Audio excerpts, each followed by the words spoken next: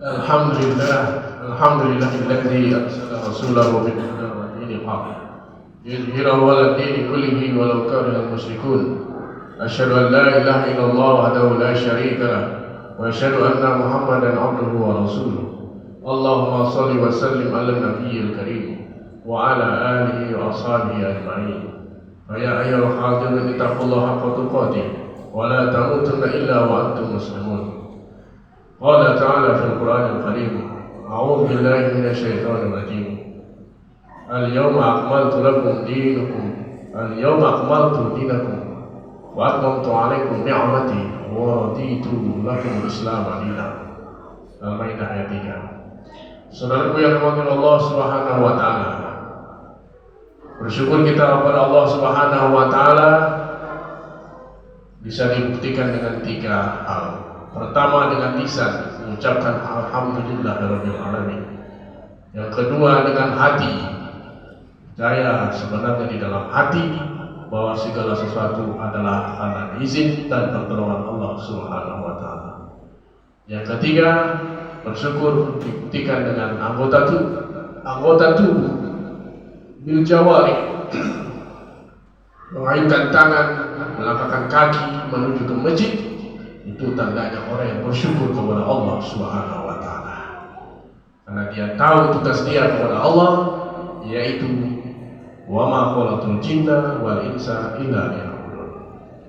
Wassalawat kita kepada Rasulullah sallallahu alaihi wasallam dengan ucapan Allahumma shalli ala sayyidina Muhammad wa ala ali sayyidina Muhammad. Dia sosok yang dipilih oleh Allah Subhanahu wa taala untuk membawa risalah agama Islam, membawa kita dari kegelapan menuju cahaya yang terang.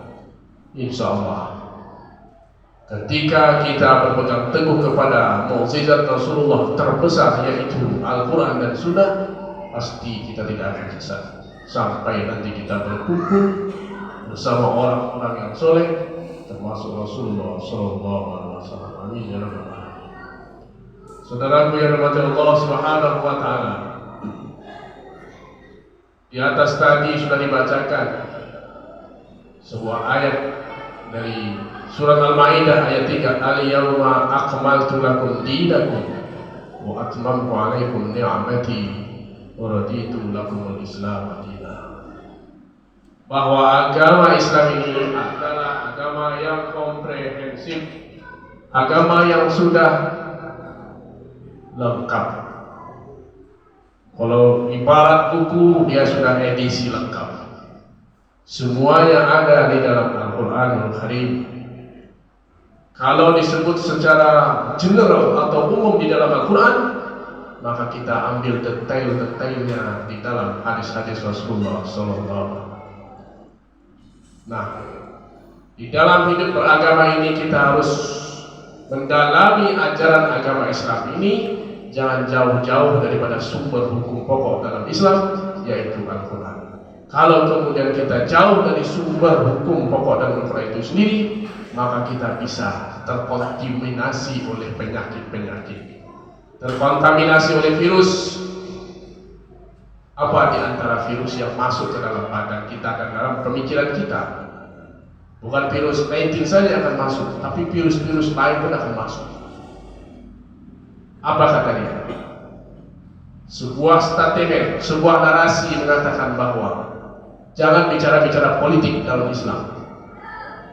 Perlu digarisbawahi, pernyataan ini adalah virus.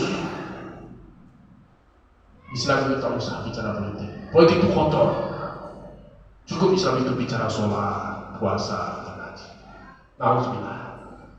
Makanya kita sebagai kaum muslimin harus open minded, membuka pikiran kita bahwa Islam ini sudah lengkap, semua diatur dalam agama Islam, tidak ada yang kurang di dalam Islam. Kalau seandainya kita menafikan itu, berarti kita sudah kafir kepada Allah, terutama ayat 3 surat Al-Maidah itu.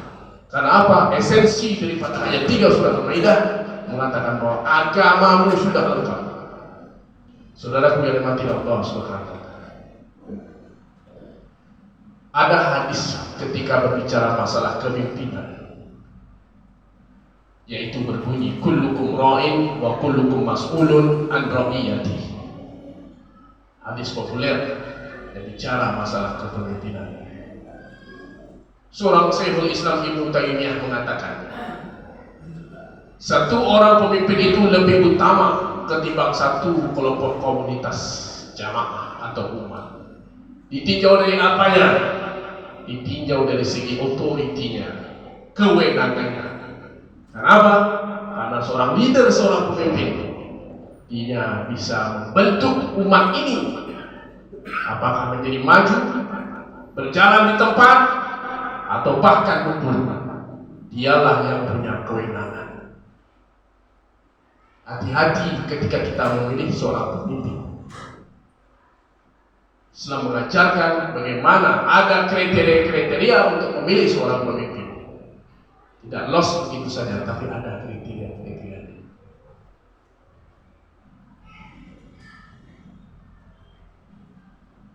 Saudaraku yang dirahmati Allah Subhanahu wa taala, kembali kepada hadis yang telah dibacakan di atas tadi. Setiap kamu adalah pemimpin. Kullukum ra'in wa kullukum mas'ulun an ra'iyati, dan bertanggung jawab. Bukan loss begitu saja, dipertanggungjawabkan di hadapan Allah Subhanahu wa taala. Ketika malaikat mengajarkan sesuatu kepada Rasulullah, apa kata malaikat? Isma syi'ta fa innaka mayyitun. Kalau kau mau hidup, hiduplah secara baik menurut Al-Quran. Kalau tak mau, terserah engkau. Itu kata malaikat kepada Rasulullah. Apalagi? Wal ma'mal masyita fa innaka majzubi. Berbuatlah sesuai aturan. Kalau kau tak mau juga, buatlah sekehendak hatimu. Tapi pada saatnya kau akan dimintai pertanggungjawaban oleh Allah Subhanahu wa taala. Cintailah apa yang kau tak cintai, tapi pada saatnya kau akan berpisah dengan yang kau cintai. Artinya apa? Berjalanlah on the track, berjalanlah lurus sesuai dengan permintaan kita setiap rakaat sholat. Ihdinas siratal mustaqim. Saudara yang dirahmati Allah Subhanahu wa taala. Dalam gramatika bahasa Arab yang artinya pemimpin pada hakikatnya banyak sekali. Imam pemimpin, Rais pemimpin, Qaid pemimpin, Sayyid pemimpin, Amir pemimpin. Pas giliran Rasulullah berbicara dalam konteks kepemimpinan, tapi diksi atau lafaz ra'in yang dipakai dia, ada apa sebalik itu?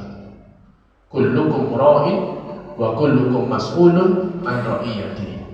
Setiap kamu adalah pengembala dan dia harus dimintai pertanggungjawaban. Artinya apa? Saudaraku yang dirahmati Allah Subhanahu wa taala, seorang pemimpin itu harus mengadopsi karakter pengembala. Harus seperti itu. Itulah yang ditunjukkan Rasulullah SAW dan para nabi-nabi yang lain, di mana mereka sebelum diangkat sebagai nabi atau bahkan sesudah nabi. Tengok saja Rasulullah, apa pekerjaan beliau ketika beliau masih remaja, anak-anak, mengembala kambing.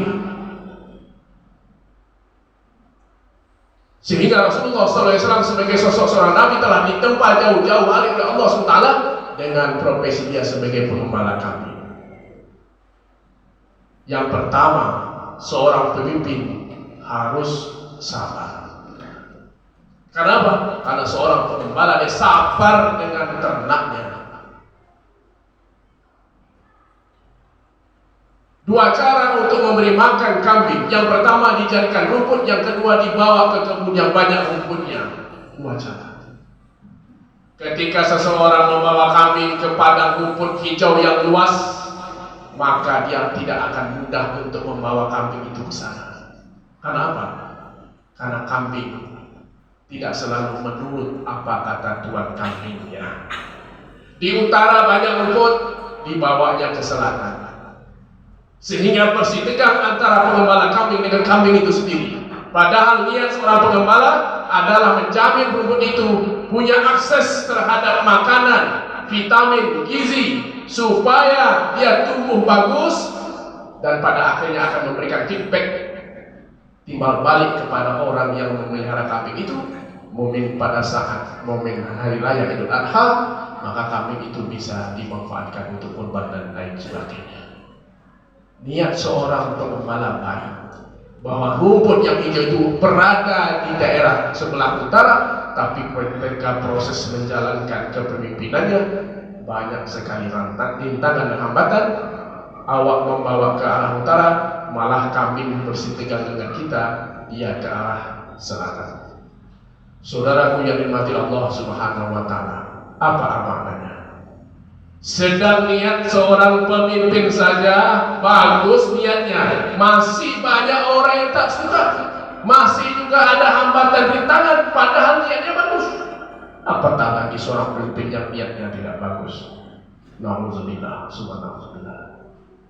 Yang kedua, karakter seorang pengembala kambing, dia harus bertanggung jawab. Bagaimana keadaannya kalau kambing yang kita pelihara memakan tanaman-tanaman, pohon-pohon yang baru ditanam tetangga? Nah, kita harus tanggung jawab. Seorang pimpinan harus memastikan kru ataupun mitra kerjanya itu berbuat sesuai dengan SOP aturan main di dalam pekerjaannya. Jangan kemudian ketika tetangga, ketika orang lain mengadukan perbuatan kambing memakan makanan tanaman yang ditanamnya, lalu bahasa yang muncul, tanya saja kepada kambing. Nauzubillah. Ini bentuk karakter seorang pemimpin, seorang pengembala yang tidak bertanggung jawab.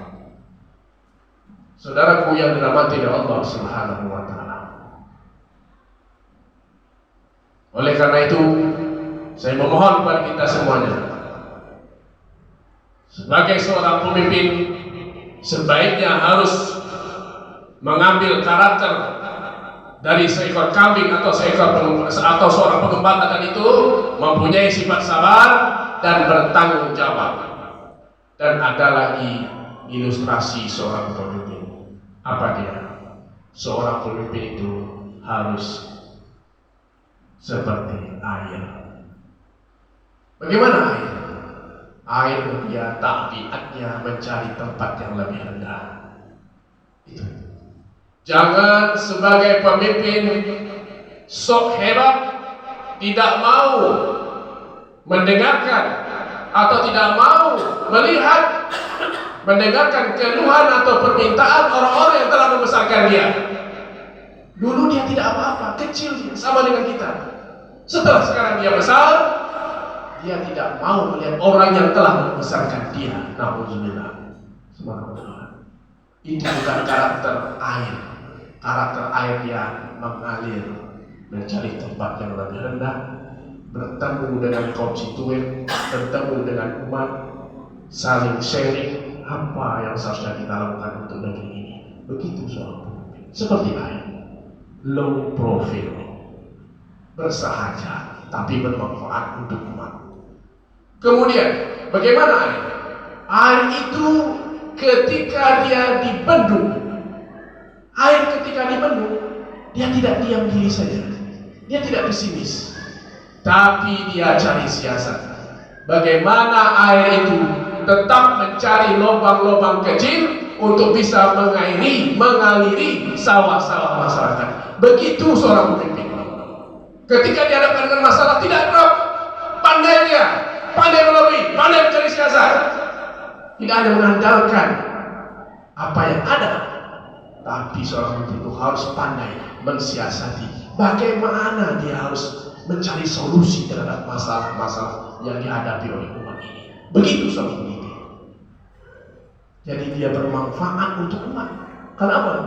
Khairukum anfa'uhum linnas. Khairun nas anfa'uhum linnas. Sebaik-baik kalian adalah kalian yang bermanfaat untuk orang lain.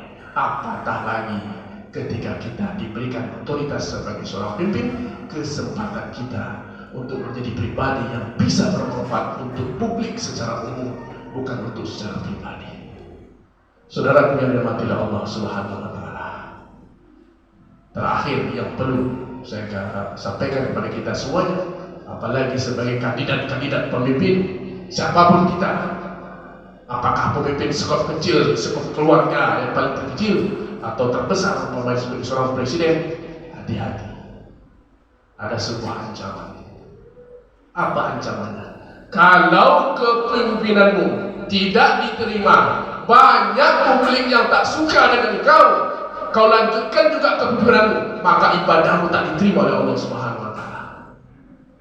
Salasun la tartafi salatuhum fawqa ru'usihim sibran, rajulun amma qauman wa hum lahu karihun. 3 hal yang membuat solatmu tak terangkat ke atas kepalamu walaupun 1 jengkal, syibron, maknanya tak diterima oleh Allah Subhanahu wa taala, adalah ketika amma rajulun wa hum lahu karihun.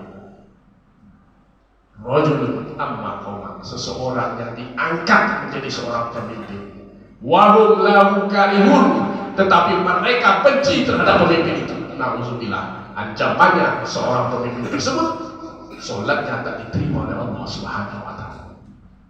Tapi kalau mayoriti publik suka dengan dia, it's no problem. Tapi kalau mayoritas publik tak suka dengan dia, kebijakannya nyeleneh, kebijakannya tidak langsung menyentuh kepada kepentingan masyarakat, ini tanda tanya besar. Solat tak diterima oleh Allah Subhanahu wa taala. Nauzubillah. Ketika nanti pada saatnya Allah siapkan buku catatan untuk kita. Jangan sampai engkau mengeluh kepada Allah. Apa keluhan kita kepada Allah? Mali hazal kitab. Catatan apa ini ya Allah? Allah sendiri yang menjawab. Iqra kitabaka kafa bi nafsika 'alaika hasiba. Baca sendirilah buku catatanmu, engkau sendiri akan bisa memahaminya. La yughadiru saghiratan wala kabiratan illa ahsaha. Tak akan luput yang kecil maupun yang besar, kecuali akan rapi tercatat oleh mandatarisku, malaikat raqib dan atid. Tak akan lepas, tidak akan luput, semuanya tercatat rapi. Jangan sampai kita nanti pada saatnya, sekarang kita masih di dunia, pada saatnya nanti berpindah alam kubur, alam barzah, dan pada saatnya alam akhirat, nanti jangan sampai kau menyesal mengadu kepada Allah. Karena apa? Karena kau berbuat tidak sesuai dengan tupoksi. Engkau sebagai seorang pemimpin, tapi engkau bukan melayani, bahkan menjadi orang yang mau dilayani, ya, dan bahkan memanipulasi. Nauzubillah. Ngeri dan super ngeri kalau nanti kita berhadapan kepada Allah Subhanahu wa taala. Mudah-mudahan kita semuanya adalah ihdinas shiratal mustaqim. Amin ya rabbal alamin. Wa aqimul absar la'allakum tuflihun.